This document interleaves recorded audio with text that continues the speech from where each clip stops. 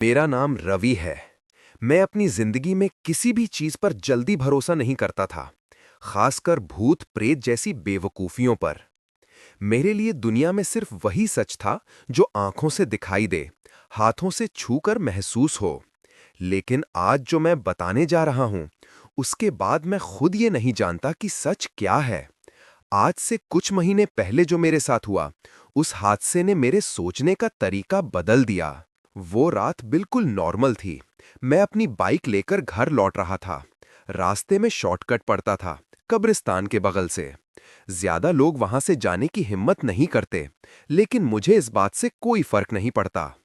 सड़क सुनसान थी, हवा थोड़ी ठंडी, और आसपास की स्ट्रीट लाइट्स आधी बंद आधी झिलमिलाती हुई। जैसे ही बाइक मोड़ी, मेरी नजर अचानक सड़क किनारे किसी चीज पर पड़ी।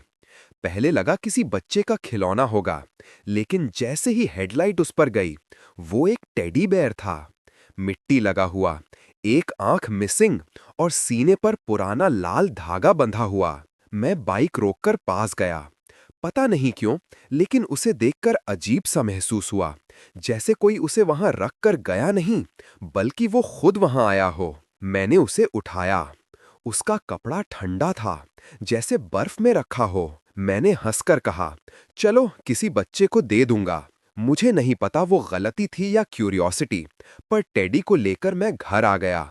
मैंने उसका नाम पीकू रख लिया। रात को जब मैं सो रहा था, मुझे एक आवाज सुनाई दी, धीमे कदमों की आहट। पहले लगा सपना होगा, लेकिन आवाज साफ थी, हल्की और धीमी, जैसे कोई छोटा बच्चा चल रहा हो। मैं चौंक कर उठ गया। मैंने रूम की ओर देखा। टेडी वहीं पड़ा था जहां मैंने रखा था, टेबल के ऊपर। लेकिन लगता ऐसा था जैसे वो मुझे देख रहा हो। मैंने खुद को समझाया, ज्यादा हॉरर मूवीज देखी हैं, दिमाग खेल रहा है, और सो गया। सुबह उठा तो नीचे शोर शराबा सुना। नीचे जाके देखा, मकान मालकिन रो रही थी। मैंने मकान मालिक से पूछा तो उसने बताया कि हमारा कुत्ता जोजो मर गया। मैंने हैरानी से पूछा कैसे? उसने बोला पता नहीं, कल रात तक तो ठीक था, सुबह उठकर देखा तो ऐसी हालत में मिला। शोर शराबा खत्म होने के बाद मैं ऊपर अपने कमरे में गया। पीकू को देखा तो नीचे जमीन पर पड़ा था। मैंने उसे उठाया और पड़ोस में रहने वाले एक बच्चे को दे दिया और ऑफिस चला गया। रात को घर आया, खाना खाया और सो गया। सुबह फिर अचानक मेरी आंख खुली। बाहर से बहुत तेज रोने की आवाज आ रही थी।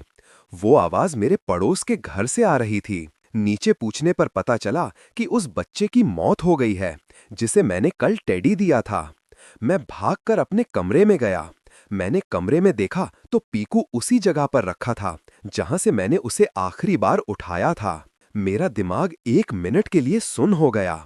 मैंने होश संभाला और पीकू को उठाकर बालकनी से बाहर रोड पर फेंक दिया, और पूरे दिन यही सोचता रहा, क्या ये सब मेरी वजह से हुआ है? ये सब सोचते सोचते मेरी आंख लग गई, और जब मैं सुबह उठा तो मेरे होश खराब हो गए, क्योंकि पीकू मेरे बेड पर मेरे बगल में ही रखा हुआ था। मैंने बिना कुछ सोचे पीकू को उठाया और चाकू से फाड़ के 2 टुकड़े कर दिए और बाहर जाके उसमें आग लगा दी, और कमरे में आकर बैठ गया।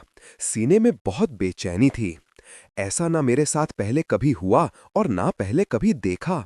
मैं ऐसा सोच ही रहा था कि तभी दरवाजे पर किसी ने जोर से खटखटाया।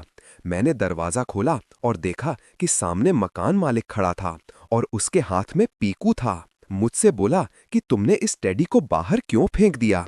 अगर ये तुम्हें नहीं चाहिए तो मैं रख लेता हूं। इतना बोलकर वो चला गया। डर की वजह से मेरे मुंह से एक शब्द भी नहीं निकला और वहीं बेहोश होकर गिर गया। जब शाम को होश आया तो बालकनी में ताजी हवा खाने गया। नीचे देखा तो गेट पर एम्बुलेंस खड़ी थी। मैं भागकर नीचे गया। मकान मालिक को एम्बुलेंस में रखा जा रहा था।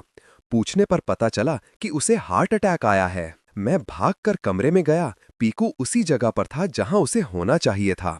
मैंने उसे उठाया, बाइक निकाली और कब्रिस्तान की तरफ गया, और उस भूतिया गुड्डे को वहीं फेंक दिया जहां से उसे उठाया था, और घर की ओर निकला। घर पहुंच ही रहा था कि तभी मन में ख्याल आया कि अगर मेरी तरह किसी और ने भी उस गुड्डे को उठा लिया तो। मैंने तुरंत गाड़ी घुमाई, उसी जगह पर पहुंचा, जमीन में गड्ढा खोदा और उस गुड्डे को उसी के अंदर दफना दिया। और उसके जो ऊपर केसरी के लाल मेरा छोटा सा ये काम कि जो केसरी के लाल